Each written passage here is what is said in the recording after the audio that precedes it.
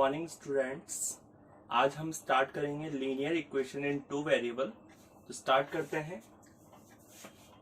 Linear equation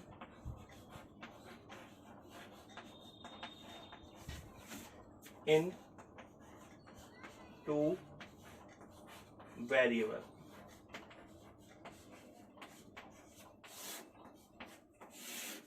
बेटा 10th class में बहुत ही इम्पोर्टेंट चैप्टर है ये, और सबसे सिंपल चैप्टर भी है। आप में एग्जाम में एक क्वेश्चन आएगा 6 नंबर का, ठीक है, एक ही क्वेश्चन 6 नंबर का। तो आप समझ सकते हैं कितना इम्पोर्टेंट है। 6 नंबर का तो आएगा ही, कभी कभी 1 नंबर का और दे देता है तो टोटल हो जाएंगे 7 नंबर। तो आप समझ सकते हैं कितना इम्पोर्टेंट चैप्टर है। हम स्टार्ट करते हैं। यहाँ पे सबसे पहले लिखा हुआ है लीनियर, ठीक है। लीनियर इक्वेशन आप सभी को पता होना चाहिए कि लीनियर का मतलब क्या होता है। अगर हम पॉलिनोमियल चैप्टर की बात करें तो पॉलिनोमियल चैप्टर में जिस पॉलिनोमियल की डिग्री 1 होती है उसे क्या बोलते हैं, लीनियर। मीन्स x की पावर 1 और y की पावर भी 1 और z की पावर भी 1। मीन्स आपको इक्वेशन में कोई भी वेरिएबल दिखेगा तो उसकी पावर 1 हो जाएगी। अगर पावर 2 हो जाती तो क्वाड्रेटिक होता, और क्वाड्रेटिक हम पढ़ चुके हैं, ठीक है।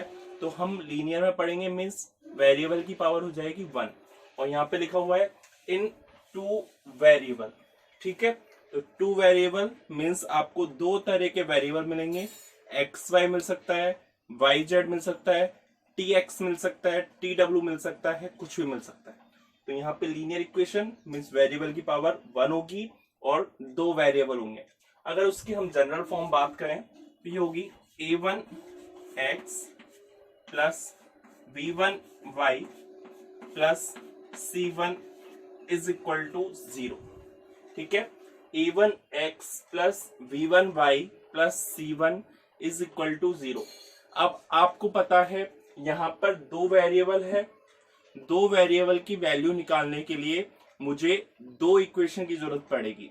अगर एक ही वेरिएबल होता तो एक ही इक्वेशन से निकल सकता था, लेकिन जितने वेरिएबल उतनी इक्वेशंस की जरूरत पड़ेगी। यहाँ पे दो है x और y, तो दो इक्वेशन की जरूरत पड़ेगी। यहाँ पे मैंने लिखा a2x plus b2y plus c2 is equal to 0, ठीक है। तो हमारी पहली इक्वेशन हो गई a1x plus b1y plus c1 is equal to 0, और दूसरी हो गई a2x plus b2y plus c2 is equal to 0, ठीक है। अगर हम इन दोनों इक्वेशनों को सॉल्व करके x और y की वैल्यू निकालते हैं तो x और y निकल सकते हैं, आंसर आ सकते हैं। लेकिन हमारे पास एक क्वेश्चन आता है कि बिना सॉल्व किए इनके रूट्स का नेचर निकालिए। मीन्स x और y की वैल्यू का मतलब निकालिए। कैसे? तो नेचर ऑफ सॉल्यूशन, ठीक है। अब नेचर ऑफ सॉल्यूशन कैसे होते हैं, हमने पढ़ा है 9th में कि अगर एक ग्राफ है उसमें दो लाइन है, ये ऐसे इंटरसेक्ट कर रही है तो वो हो जाएगा यूनिक सॉल्यूशन, ठीक है। अगर कोई ग्राफ है उसमें दो लाइन बिल्कुल पैरेलल चल रही है, ठीक है, दो लाइन बिल्कुल पैरेलल चल रही है तो वो हो जाएगा नो सॉल्यूशन। और इसके बाद अगर कोई लाइन उसी लाइन के ऊपर आ जाती है तो उसे हम बोलेंगे इनफाइनाइट सॉल्यूशन,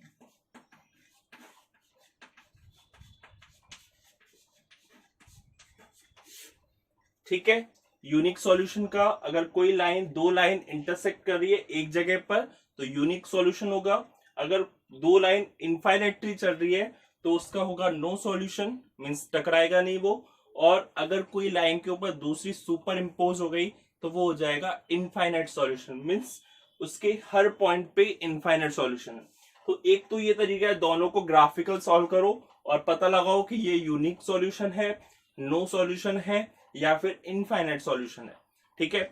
या फिर हम क्या करें, कोई हमारे पास ट्रिक हो जिससे हम पता लगा सकें कि ये इनफाइनाइट है, यूनिक है या फिर नो सॉल्यूशन, ठीक है।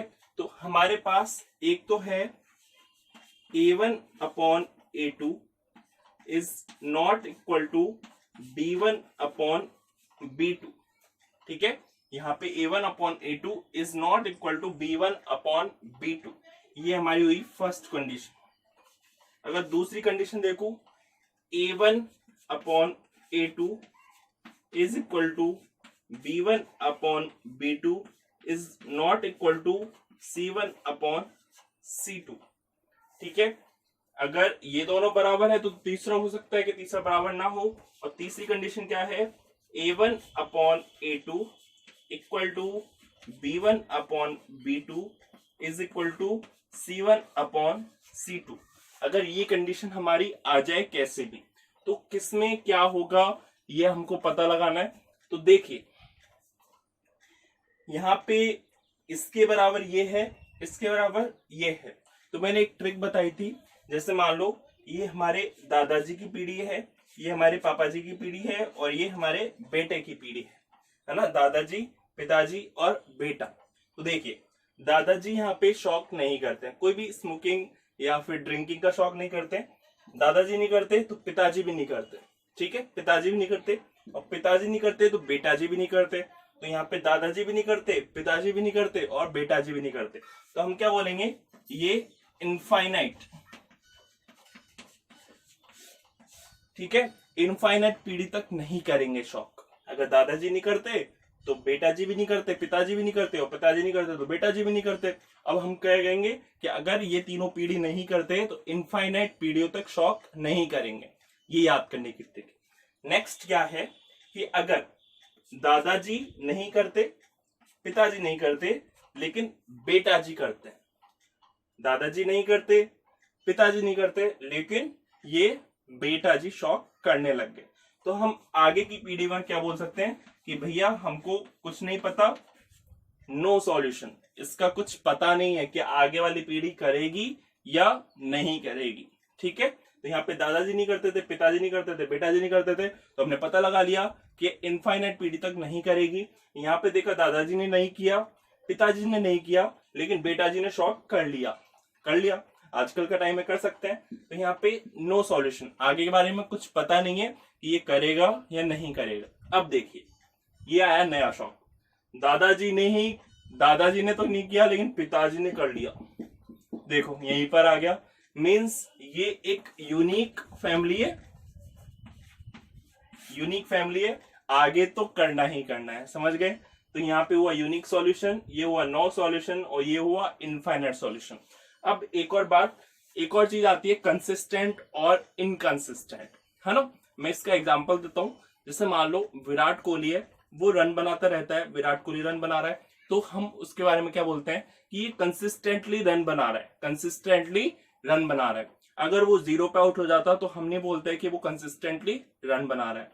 तो जिसमें सॉल्यूशन आता है, भले एक आए या फिर बहुत सारे आए, तो उसे हम बोलेंगे कंसिस्टेंट, और जिसमें कोई सॉल्यूशन नहीं आए उसे हम क्या बोलेंगे, इनकंसिस्टेंट। तो बताओ यहाँ पे यूनिक सॉल्यूशन है, यूनिक सॉल्यूशन मींस एक सॉल्यूशन है, एक सॉल्यूशन है तो रन तो बनाया है, तो ये हो जाएगा कंसिस्टेंट, ठीक है। यहाँ पे क्या है, इनफाइनाइट मींस बहुत सारे रन बनाए तो भी हम क्या बोलेंगे, कंसिस्टेंट,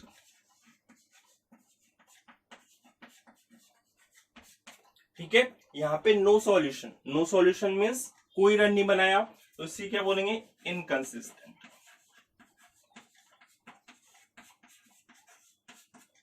ठीक है, समझ गए। अब आपके मन में ये और आ रहा होगा, सर एक बार ये बता दो कौन से का ग्राफ क्या है।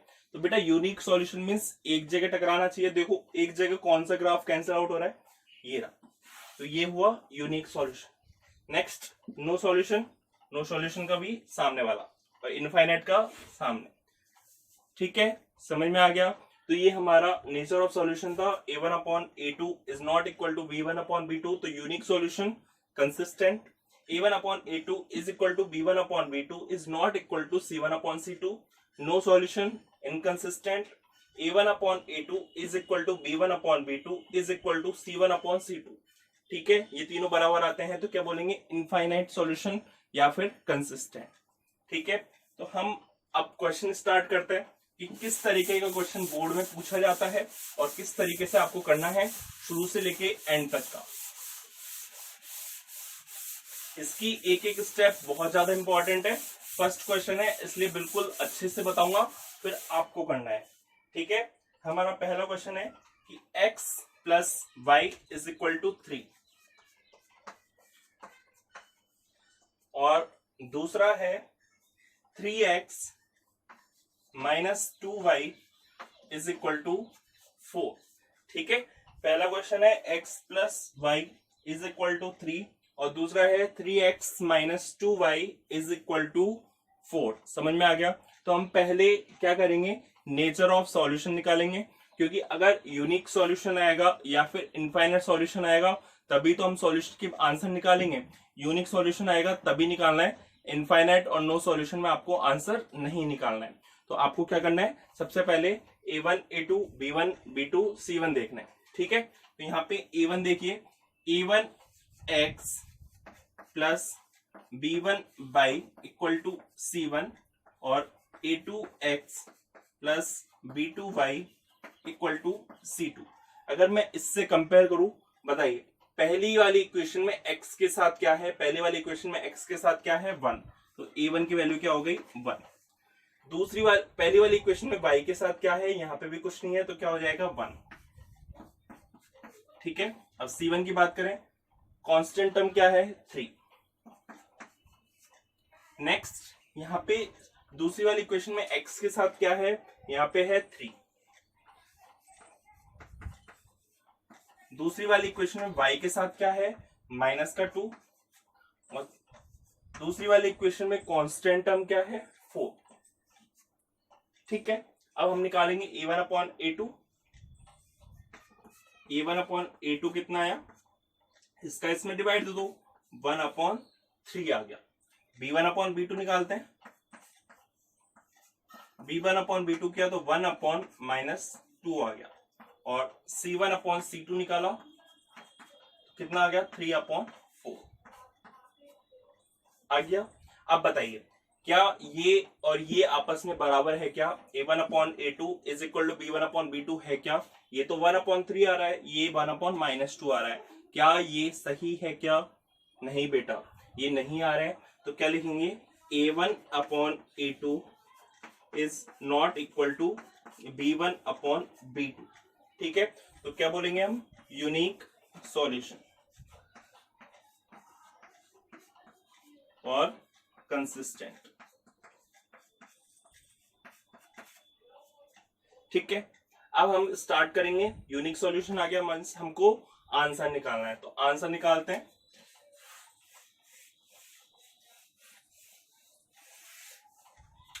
पहली वाली equation x plus Y is equal to 3। ठीक है, आपको क्या करना है, सिंपल वाली चीज को लेफ्ट में छोड़ना है और टफ वाली चीज को राइट में पहुंचाना है। तो यहाँ पे देखिए x भी बहुत सिंपल है, सिंपल मीन्स कोई वेरिएबल नहीं होना चाहिए, कोई साइन नहीं होना चाहिए। तो यहाँ पे दोनों में कोई वेरिएबल नहीं है, कोई साइन नहीं है, कोई कांस्टेंट टर्म नहीं है, तो यहाँ पे x भी अकेला है, y भी अकेला है, तो आप किसी को भी पहुंचा सकते हैं। तो मैंने क्या किया, x को इधर छोड़ा, y को मैंने उधर पहुंचाया। प्लस का y है तो उधर जाके क्या हो जाएगा, माइनस का 3 माइनस y। तो ये आपकी वैल्यू पुट करने वाली चीज हो गई। यहाँ पे आप वैल्यू पुट करते जाओगे तो आंसर आता जाएगा। तो यहाँ पे आपको y की वैल्यू रखनी है और x की वैल्यू अपने आप आती जाएगी। ठीक है, y की वैल्यू रखिए, क्या क्या रख सकते हैं हम, कुछ भी रख सकते हैं, 0 1 2 3 4 5 कुछ भी। तो आपको 3 वैल्यू निकालनी है। सबसे पहले मैं y की वैल्यू रख रहा हूं 0 एट y इक्वल टू 0। तो y इक्वल टू 0 मुझे यहाँ पे रखना है। रख के देखिए, यहाँ पे मैंने रखा x बराबर 3 माइनस 0, क्योंकि y की वैल्यू कितनी है 0। बताइए 3 में से 0 जाएगा तो कितना हो जाएगा 3। ठीक है, नेक्स्ट अब मैं क्या रखूंगा, मैंने 0 रखा, अब मैं क्या रखूंगा y इक्वल टू 1 रखते हैं। यहां पे रखेंगे क्योंकि मैंने इसको ब्लॉक बना रखा है। x बराबर 3 माइनस y है और y की वैल्यू क्या है 1, 3 में से 1 जाएगा तो कितना हो जाएगा 2। ठीक है, नेक्स्ट y की वैल्यू 0 रख दी, y की वैल्यू 1 रख दी। अब क्या रखूंगा, y की वैल्यू 3, y की वैल्यू जैसे ही 3 रखा तो मैं यहां पे रखूंगा। रखिए x बराबर 3 माइनस y, और y की वैल्यू कितनी रखी है आपने 3, तो कितनी आ गई 0। ठीक है, देखिए वापस मैंने y की वैल्यू 0 रखी थी, यहाँ पे 3 में से 0 गया तो 3 आ गया। 1 रखी थी, 3 में से 1 रखा तो 2 आ गया। 3 रखी, 3 में से 3 गया तो कितना आ गया 0 आ गया। अब मैं इसको टेबल की फॉर्म में लिखूंगा। टेबल की फॉर्म में लिखूंगा, आपको याद रहे आपको 3 वैल्यू जरूर निकालनी है। आपको बुक के एग्जाम्पल में 2 वैल्यू निकालने के लिए बोलेगा, लेकिन हमारा आरबीएससी बोर्ड जो है वो 3 वैल्यू मानता है, तो आपको x मानना है, y मानना है। तो देखिए सबसे पहले मैंने y की वैल्यू मानी 0, 1 और 3 मानी, 2 नहीं मानी मैंने। ओके कोई बात नहीं, 0, 1, 3।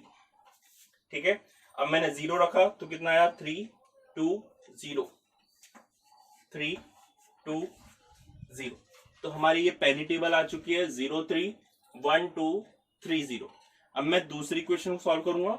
दूसरी इक्वेशन को मैंने जैसे सॉल्व किया, दूसरी इक्वेशन क्या है 3x माइनस का 2y इज इक्वल टू 4। अब ये इक्वेशन आपको बहुत कुछ सिखा के जाएगी। ये वाली इक्वेशन तो सिंपल थी इसलिए ज्यादा सीखे नहीं आप, ये वाली इक्वेशन बहुत कुछ सिखा के जाएगी। ठीक है, तो सबसे पहली बात याद करो, मैंने बोला था कि आपको सिंपल वाली चीज को तो लेफ्ट में रखना है और टफ वाली चीज को उधर पहुंचा देना है। तो मेरे हिसाब से जो टफ वाली चीज है वो क्या है, साइन। मीन्स अगर माइनस का साइन है तो आपको सबसे पहले उसको राइट में पहुंचा देना है। तो यहाँ पे माइनस का 2y है, उधर जाके क्या हो जाएगा प्लस का, तो 3x बराबर क्या हो जाएगा 4 प्लस 2y। ठीक है, अब मैं 3 का भी डिवाइड दूंगा तो x बराबर क्या आ जाएगा 4 प्लस 2y अपॉन 3। यहाँ पे हमारी x की वैल्यू आ चुकी है, इसलिए मैंने इसको ब्लॉक में बना दिया। अब मैं वैल्यू रखता जाऊंगा और इस ब्लॉक में रखता जाऊंगा। ठीक है, तो सबसे पहले आपको वैल्यू सोचनी है कि मैं क्या वैल्यू ऐसी रखूं जिससे ये पूरा का पूरा पॉइंट में ना आए, इंटीजर फॉर्म में आ जाए। ठीक है, तो मैं यहाँ पे रखता हूं 0। ठीक है, हिट एंड ट्रायल मेथड से रखा, कुछ भी रख सकते हैं, 0 से स्टार्ट करते हैं। अगर मैंने 0 रखता तो 0 को 2 से मल्टीप्लाई करता 0 हो जाता, 0 प्लस 4 होता 4, और 4 में मैं 3 का डिवाइड देता तो पॉइंट आ जाता। अब मैं रखूंगा y की वैल्यू 1। ठीक है, रखते हैं y की value 1, y equal to 1। y equal to 1 कहां पे रखा, यहाँ पे। x बराबर 4 प्लस 2 इंटू 1 अपॉन 3। बताइए 2 इंटू 1 कितना हुआ 2, 2 प्लस 4 कितना हो गया 6। 6 में जब मैं 3 का डिवाइड दूंगा तो कितना आएगा 2। 6 में जब मैं 3 का डिवाइड दूंगा तो कितना आ जाएगा 2। तो हमारा ये आ गया पहली वैल्यू। दूसरी वैल्यू रखते हैं। अब बेटा हम उस टाइम तो डायरेक्ट रख रहे थे, 0 रख देते, 1 रख देते, 3 रख देते, 2 भी रख सकते थे, लेकिन यहाँ पे आपको सोचना पड़ेगा। अब कई बच्चे वापस से दिमाग लगाते हैं कि 2 रख के देखते हैं, 3 रख के देखते हैं, 4 रख के देखते हैं। ऐसा आपको नहीं लगाना है। एक शॉर्ट ट्रिक क्या है, अगर अपॉन में नीचे चल रहा है, ठीक है, अपॉन में ब्लॉक आया है तो ऐसा इस तरीके से तो नहीं, यहाँ पे अपॉन में है ना 3, तो अगर आपको पहली वैल्यू आ गई है, पहली वैल्यू में आपको दिमाग लगाना है कि 0 आएगा या 1 आएगा या 2 आएगा या -1 आएगा, -2 आएगा। पहली वैल्यू अगर आप निकाल चुके हैं तो इसमें इसको जोड़ दो। 1 में 3 को जोड़ा तो कितना आया 4। तो मैं अगली वैल्यू डायरेक्ट रख सकता हूं, y इज इक्वल टू 4। जैसे ही मैं 4 रखूंगा तो देखना इंटीजर में आंसर आ जाएगा, x बराबर 4 प्लस 4 रख रहा हूं 2 इंटू 4 अपॉन 3। बताइए कितना हो गया, 2 4 जा 8 है ना, 8 और 4 कितना हो गया 12। 12 में मैं 3 का डिवाइड दूंगा, कितना आ गया 4। तो 12 में मैंने 3 का जैसे ही डिवाइड दिया, आंसर कितना आ गया 4। अब मैं c निकालूंगा। y की वैल्यू क्या रखूंगा, देखो 1 रखा, 1 में 3 जोड़ा 4 आ गया, 4 में 3 जोड़ो 7 रख लो। जिस तरीके से मैं जोड़ रहा हूं आप माइनस भी कर सकते हैं, 1 में से अगर 3 जाता तो -2 भी रख सकते थे। तो मैंने रखा 7, x बराबर इसी में रखूंगा 4 + 2 × 7 अपॉन 3। 2 7 जा 14, 14 और 4 18, 18 में 3 का डिवाइड दूंगा, कितना आंसर आएगा 6। ठीक है, तो ये हमारे 3 वैल्यू आ चुकी है। अब मैं इसको टेबल फॉर्म में लिखूंगा।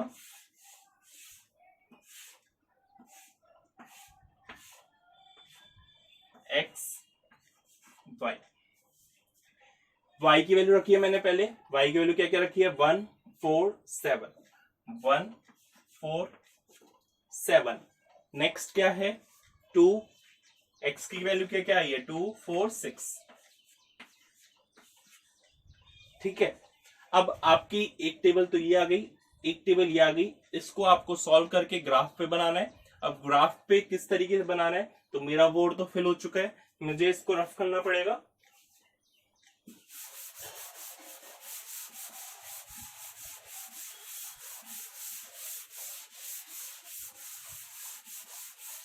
मैं केवल टेबल को रख रहा हूं।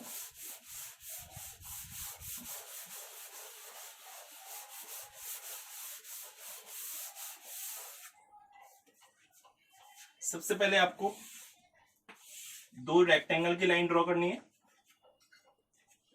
क्योंकि रेक्टेंगुलर कोऑर्डिनेट बनाएंगे। यहां पे बनेगा x, यहां पे बनेगा x डैश। ठीक है, यहाँ पे y, यहाँ पे y डैश। ठीक है, ये हो जाएगा ओरिजिन। तो सबसे पहले आपने 2 राइट एंगल वाली लाइन बनाई, फिर x -x y -y। ठीक है, फिर उसके बाद हमको स्केल लेना है। स्केल क्या लेंगे, स्केल लिखना बहुत इंपॉर्टेंट है। 6 नंबर में से 1 नंबर वो इसी के काट सकता है कि आपने स्केल नहीं लिखा। x बराबर, ठीक है, x बराबर क्या लिखा कि 1 big bracket equal to 1 unit. ठीक है, 1 big bracket equal to 1 unit. और y लिखा 1 big bracket equal to 1 unit. समझ में आ गया आप सबके, ये हमारा x, ये है y। अब मैं वैल्यू रखूंगा, ये हुआ 1, ये हुआ 2, ये हुआ 3, ये हुआ 4, ये हुआ 5 और ये हुआ हमारा 6। नेक्स्ट है 1 2 3 4 5 6 7, -1 -2 -3 -4 -5 -1 -2 -3 -4 -5। समझ में आ गया होगा आप सबके। ठीक है, आपको इस स्केल को थोड़ा सा ऊपर लिखना है, जिससे मैं ये लाइन बनाऊं तो कोई कैंसिल आउट ना हो। ठीक है, तो आपके समझ में आ गया होगा। मैं भी इसके ऊपर लिख देता हूं एक बार।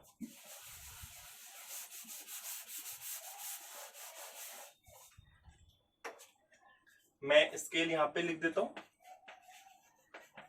स्केल x बराबर 1 big bracket equal to 1 unit और y बराबर 1 big bracket equal to 1 unit. ठीक है, अब मैं पहली टेबल बना रहा हूं। यहाँ पे x की वैल्यू क्या है 0 और y की वैल्यू क्या है 3। 0,3 मीन्स x की वैल्यू 0 हो गई और y की वैल्यू क्या हो गई 3। तो बताइए ये वाला होगा या ये वाला होगा, बताइए। ये तो 3,0 है, ये कितना हो जाएगा 0,3। तो आप x की वैल्यू देखिए 0, x की वैल्यू 0 ये रही और y की वैल्यू 3 ये रही, तो पॉइंट हो जाएगा ये वाला। ठीक है, 0,3। नेक्स्ट क्या है 1,2। तो 1 x की वैल्यू 1 ये रही और y की वैल्यू 2 ये रही। ठीक है, नेक्स्ट है 3,0, 3,0 ये रहा। इसको आप स्केल की हेल्प से मिला देना। बिल्कुल स्ट्रेट लाइन आएगी, मेरी कुछ आ सकती है अजीब, लेकिन आपकी बिल्कुल स्ट्रेट आनी चाहिए। अगर स्ट्रेट नहीं आ रही है मीन्स आपकी गलत आ चुकी है। ठीक है, नेक्स्ट है, इस टेबल को बनाऊंगा मैं, वाई एक्स की वैल्यू 2 और वाई की वैल्यू 1, एक्स की वैल्यू 2 और वाई की वैल्यू आ गई 1। ठीक है, नेक्स्ट है 4,4, तो एक्स की वैल्यू 4 और वाई की वैल्यू 4। नेक्स्ट है 6,7, बताइए, ये 6 और ये 7।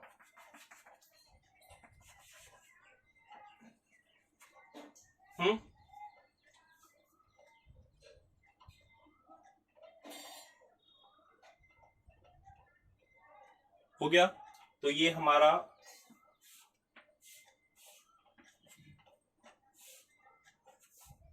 ये लाइन आ गई। अब आपको ये देखना है ये लाइन कहां पर इंटरसेक्ट कर रही है। ये लाइन इंटरसेक्ट कर रही है यहां पर।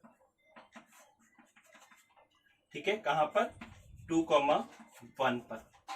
ठीक है, 2,1 पर टकरा रही है, तो आपको यहां पर लिखना है x बराबर 2 और y इक्वल टू 1। ये आपका आंसर है। आपको इसको ग्राफ पे भी लिखना है और नोटबुक में भी लिखना है, दोनों जगह आएगा।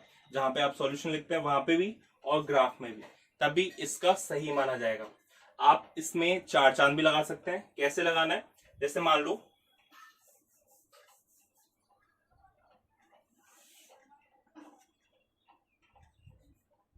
सजाना है थोड़ा सा, तो मैंने इनको पॉइंट दे दिया 3,0, ये हो गया हमारा 1,2 और ये हमारा हो गया 0,3। ठीक है, ऊपर की तरफ मैंने पॉइंट लिख दिए। अब नीचे की तरफ मैं लाइन लिख दूंगा। तो लाइन कौन सी है हमारी, x plus Y is equal to 3। तो ऊपर पॉइंट लिख दिए, नीचे लाइन लिख दी। इसी तरह मैं यहाँ पे पॉइंट लिख दूंगा ऊपर और नीचे की तरफ क्या लिख दूंगा, लाइन, जिससे पता चल सके कौन सी लाइन क्या है, कौन सी लाइन कौन सी है। ठीक है, आपके समझ में आ गया होगा ये क्वेश्चन। तो हमारा नेक्स्ट क्वेश्चन है कि अगर 3x plus 2y is equal to 12 हो और 5x minus 2y is equal to 4 हो, तो आपको ऐसे पॉइंट फाइंड करने हैं जहां पे वो दोनों इंटरसेक्ट करें, और ये ऐसे पॉइंट भी फाइंड करने हैं जो y एक्सिस को ये लाइन टकराए। ठीक है, y एक्सिस पर भी ये लाइन कहां पर टकराती है वो पॉइंट भी आपको फाइंड करना है। तो आपको सिंपली वही करना है, आपको इनको कंपेयर करना है, a1x प्लस a2y। तो यहाँ पे a1 की वैल्यू कितनी हो गई, 3, b1 की वैल्यू 2, c1 की वैल्यू 12, a2 की वैल्यू 5, b2 की वैल्यू -2 और c2 की वैल्यू 4। a1/a2 करूंगा, कितना आया, 3/5। इसी तरह b1/b2 करूंगा तो आएगा 2/-2। तो बच्चों आप देखिए, ये 3/5 और 2/-2, जिसको मैं कह सकता हूं -1, क्या ये एक दूसरे के बराबर है, क्या नहीं है। तो हम क्या कह सकते हैं, a1/a2 is not equal to b1/b2। ठीक है, और ये किसका था, यूनिक सॉल्यूशन का, यूनिक का और कंसिस्टेंट का। ठीक है, तो हम क्या करेंगे, अब दोनों को सॉल्व करेंगे। तो सबसे पहले सॉल्व करते हैं पहली वाली equation, 3x plus 2y is equal to 12। ठीक है, तो वापस से याद करो मैंने क्या बोला था, आपको सिंपल फॉर्म को इधर छोड़ना है, बाकी कॉम्प्लेक्स फॉर्म को उधर ट्रांसपोज करना है। तो 3x और 2y में सिंपल कौन है, 2y है। 3x को मैं उधर भेज दूंगा, तो 2y बराबर आ जाएगा 12 माइनस का 3x। ठीक है, 2 का मैं डिवाइड दे दूंगा, तो y बराबर क्या आ जाएगा, 12 माइनस का 3x अपॉन 2। ठीक है, y बराबर 12 माइनस 3x अपॉन 2। अब आपको इसमें वैल्यू पुट करके देखनी है, एक एक वैल्यू। सबसे पहले मैं रखूंगा, देखो क्या रखूंगा, अगर मैं वैल्यू रखता हूं 0, x की वैल्यू 0 रखता हूं, y equal to at x is equal to 0। तो x की वैल्यू 0 रखो यहाँ पे, y इज इक्वल टू क्या आ जाएगा 2। ठीक है, मैंने x की वैल्यू क्या 0 रख दी, तो 3 इंटू 0 कितना हुआ 0, 12 में से 0 गया 12 अपॉन 2 कितना हो जाएगा 6। तो पहला पॉइंट आ गया 6। अब आपने 0 रखा है तो अब इसमें 2 जोड़ दो, 0 में 2 जोड़ा तो कितना आ गया 2। तो अब मैं 2 रखूंगा, x इक्वल टू 2, तो y इज इक्वल टू रखो 12 माइनस 3 2 जा। ठीक है, मैंने जहां पे x की वैल्यू 0 रखी थी वहां पे मैंने अब क्या रख दी 2। तो 3 2 जा 6, 12 में से 6 जाएगा कितना बचेगा 6 बचेगा, और 6 में 2 का डिवाइड दूंगा तो कितना बचेगा 3। ठीक है, नेक्स्ट अब मैंने 0 रख दिया 2 रख दिया, अब मैं 4 रखूंगा। रखिए y is equal to 12 minus 3 into 4 upon 2। 3 4 जा कितना हुआ 12, 12 में से 12 जाएगा तो कितना बचेगा 0, और 0 में 2 का डिवाइड दूंगा तो कितना बचेगा 0। टेबल बना के देख लेते हैं।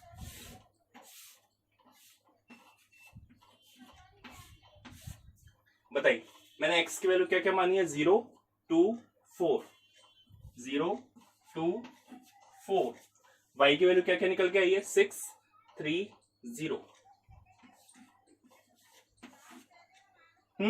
अब मैं क्या करूंगा, इस वाली इक्वेशन को सॉल्व करूंगा।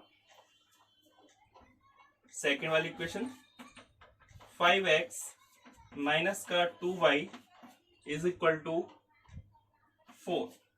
5x का minus 2y is equal to 4। Simple वाली चीज को इधर रखूंगा, टफ वाली चीज को उधर पहुंचाऊंगा, तो मेरे लिए माइनस सबसे टफ है।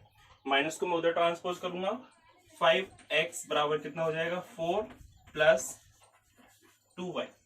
5 का डिवाइड दे दूंगा, x बराबर कितना हो जाएगा 4 प्लस 2y अपॉन 5।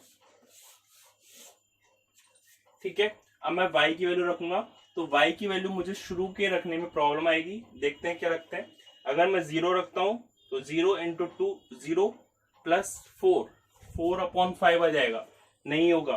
1 रख के देखते हैं, 1 इंटू 2 2, 2 प्लस 4 हो गया 6, बिल्कुल गलत। 2 रख के देखते हैं, 2 2 जा 4 है ना, 4 प्लस 4 8, नहीं हुआ। y की वैल्यू 3, 3 2 जा 6, मीन्स सॉल्यूशन आ गया। अब y की वैल्यू 3 रख सकते हो, at y is equal to 3 रख के देखो, x बराबर 4 प्लस 2 3 अपॉन 5। ठीक है, 2 3 जा हुआ 6, 6 प्लस 4 कितना हुआ 10, 10 में जब मैं 5 का डिवाइड दूंगा तो कितना बचेगा 2। तो पहला आ गया। अब मैं रखूंगा y की वैल्यू, 3 में 5 जोड़ दो है ना, 3 और 5 कितना हुआ 8, 8 रख दो। x बराबर 4 प्लस 2 8 अपॉन 5। बताइए 8 2 जा कितना हुआ 16, और 16 में मैं 4 जोड़ूंगा 20, 20 में 5 दूंगा तो कितना जाएगा 4। ठीक है, अब बताइए अगला क्या रखूंगा। अब मैंने ये देखो 3 हो गया 8 हो गया। अब मैंने बोला था प्लस करते हैं, लेकिन मैंने ये भी बोला था कि माइनस भी कर सकते हैं। अगर 3 रखा तो 3 में से 5 किया तो -2, मीन्स मैं y की वैल्यू -2 भी रख सकता हूँ। y की वैल्यू -2 रखने पर रखिए x बराबर 4 प्लस 2 -2 अपॉन 5। ठीक है, 2 में से 2 गया 4 आया, 4 माइनस का 4, यह आया 0। तो आपके सामने टेबल आ चुकी है। एक बात और, कई बच्चों को कंफ्यूजन रहता है कि सर हमारी टेबल अलग आ सकती है क्या। बिल्कुल बेटा, टेबल अलग आ सकती है, लेकिन जो लाइन है वो बिल्कुल स्ट्रेट आनी चाहिए 100%। तो मैंने y की वैल्यू क्या क्या रखी है 3 8 -2। ठीक है, 3 8 -2, और x की वैल्यू क्या क्या आई है 2 4 0 आ गया। तो आपके सामने एक तो ये टेबल आ चुकी है, एक ये टेबल आ चुकी है। समझ में आ गया होगा आपके। तो हम इसको ड्रॉ करेंगे, करते हैं ड्रॉ।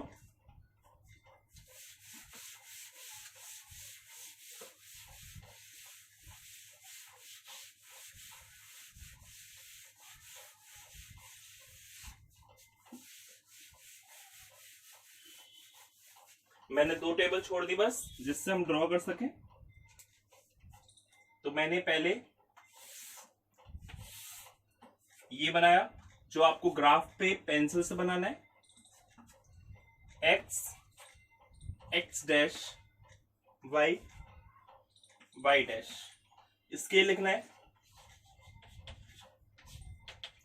x बराबर 1 big bracket equal to 1 unit, और y बराबर 1 big bracket equal to 1 unit. ठीक है, मैं वैल्यू रखूंगा, ये हुआ 0 या फिर O 1 2 3 4 5 6। बेटा ये मैं वैल्यू कहाँ पे रहूंगा, आप देख सकते हैं यहाँ पे 0 2 4 आ रहा है, यहाँ पे 0 2 4 आ रहा है, मीन्स 2 4 तक ही काम आएगा। 1 2 3 4 5 6, वैल्यू देखो 6 तक जा रही है, यहाँ पे 8 तक जा रही है, तो मुझे 8 तक भी लिखना पड़ेगा। यहाँ पे -1 -2 -3 -4 -5 -6, नीचे भी लिख लेते हैं -1 -2 -3 -4 -5। अब सबसे पहला पॉइंट हमारा x की वैल्यू 0 है, y की वैल्यू 6 है, 0,6, तो 0 आ गया और 6 ये पर। ठीक है, 0,6। दूसरा है 2,3, तो 2 ये रहा और 3 ये रहा।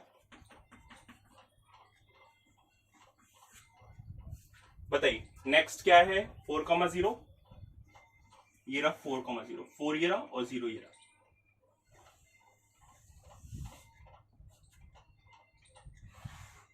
ये आपकी बिल्कुल स्ट्रेट लाइन आ गई, मतलब बिल्कुल आपने सही किया। नेक्स्ट 2,3, तो 2,3 ये रहा, मीन्स एक पॉइंट आ गया, तो ये हमारा आंसर आ चुका है। नेक्स्ट है 4,8, 4 ये रहा 8 ये रहा। और नेक्स्ट है 0,-2, तो 0,-2 ये रहा।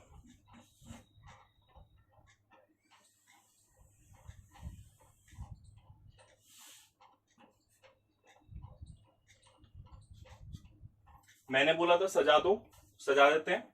ये पॉइंट हो गया 0,6, ये पॉइंट हो गया 2,3, और नेक्स्ट है 4,0, और इधर है 0,-2, ये है 2,3, और ये है हमारा 4,8। इधर की तरफ आप लाइन लिख सकते हो, मैंने ऊपर की तरफ लिखा है तो नीचे की तरफ भी लाइन लिख सकते हो। तो हमसे अब 2 आंसर पूछ रहा है, तो x की वैल्यू तो एक तो 2 आ गई, जहां पे टकरा रहा है वो हमारा आंसर है। x की वैल्यू 2 आ गई और y की वैल्यू आपकी 3 आ गई। इसको आपको दोनों पे लिखना है पेन से, ग्राफ पे भी और सॉल्यूशन पे भी। ठीक है, x की वैल्यू 2 और y की वैल्यू 3। मगर एक बात और, क्या होता है, वो 6 नंबर का क्वेश्चन तो जरूर देता है, लेकिन वो 1 नंबर काटने की कोशिश करता है। ठीक है, तो यहाँ पे 1 नंबर काटने की कोशिश क्या की उसने, मैंने क्वेश्चन शुरू में बताया था कि आपको y कोऑर्डिनेट मतलब y एक्सिस पर भी पॉइंट बताना है कि वो लाइन कहाँ कहाँ कट कर रहा है। तो बच्चे क्या करते हैं, बहुत जल्दी जल्दी में, है ना, क्योंकि एग्जाम में फ्रस्ट्रेशन तो होता ही है, थोड़ा सा जल्दी भी रहता है ना, थोड़ा नर्वस भी होते हैं, तो क्या करते हैं, इसको यहाँ तक ही सॉल्व करके आ जाते हैं और उसको मौका मिल जाता है कि वो 1 नंबर काट ले। तो आपने ये वाला आंसर तो दिया ही नहीं कि y एक्सिस पर वो कहाँ कहाँ काट रहा है। तो y एक्सिस पर कट कर रही है, एक तो पॉइंट कौन सा है 0,6 पर, ठीक है 0,6 पर, और दूसरा कौन सा है 0,-2 पर। तो ये भी आपका एक आंसर है जो आपको बताना है कि कौन कौन से पॉइंट पर ये कट कर रही है। ठीक है, अब एक बार एक क्वेश्चन और पूछा गया। क्वेश्चन क्या पूछा गया, मान लो यही होती, यही एक्सरसाइज होती और यही इक्वेशन होती। ठीक है, लेकिन वो एक लास्ट में बोलता कि आपका अगर x और y की वैल्यू आ जाए, ठीक है, अगर आपकी x और y की वैल्यू आ जाए तो आप 4x plus 2y equal to a की वैल्यू भी फाइंड कर दीजिए, है ना। मीन्स आपको a की वैल्यू भी बताना है। तो यहाँ पे हमारा क्वेश्चन क्लोज हो गया। y एक्सिस पर पॉइंट निकाल दिया 0,6 0,-2। लेकिन एक बार मैं बता रहा हूं कि एक बार आया था 2 साल पहले कि क्या हो रहा है, पूरा इक्वेशन दे रखी थी, है ना। लास्ट में कह रहा था कि 4x plus 2y is equal to a है, a की वैल्यू फाइंड कीजिए। तो हमको कुछ नहीं करना है, जो हमने सॉल्व किया वही करना है। टेबल बनानी है दोनों की, फिर ग्राफ सॉल्व करना है, दोनों का जो इंटरसेक्शन पॉइंट है वो निकालना है 2,3। अब x की वैल्यू 2 और y की वैल्यू 3 इस इक्वेशन में रखनी है, ठीक है। तो हमको इक्वेशन में रखनी है, रख के देखते हैं। x की वैल्यू 2 और y की वैल्यू 3, तो रखा x की वैल्यू 2 और y की value 3 is equal to a है। तो 4 2 जा 8 और 2 3 जा 6 a, तो a इज इक्वल टू कितना हो गया 14। तो ये भी हमारा एक नंबर का पूछ सकता है कि ऐसे 4x plus 2y is equal to a है, तो a की वैल्यू बताइए, है ना। ये इतना टफ नहीं है जितना आप सोच रहे हैं। बस ये है कि बच्चे जल्दी जल्दी में यहीं तक करके आ जाते हैं, जो लास्ट स्टेप वो पूछ रहा होता है वो नहीं निकालते हैं, इसलिए आप इस गलती से बचिए। वो एक और चीज लिखा रहता है 5 plus 1 is equal to 6। Means question जब मार्क्स क्वेश्चन नंबर होता है ना, कि जहां पे क्वेश्चनों के मार्क्स लिखे रहते हैं कितने नंबर का है, वहां पे लिखा रहता है 5 प्लस 1 इज इक्वल टू 6। इसका मतलब क्या है, मतलब अगर आप ग्राफ ड्रॉ कर देते हो और सॉल्यूशन निकाल देते हो तो आपको 5 नंबर मिल जाएंगे। और जो एक नंबर है वो हमारा ये वाला क्वेश्चन था कि अगर y कोऑर्डिनेट्स पे निकालते हैं तो उसके पॉइंट निकालिए, या फिर दूसरे क्वेश्चन में a की वैल्यू फाइंड कीजिए। तो अगर आप ये नहीं निकालते हो तो आपका एक नंबर कट जाएगा, ठीक है।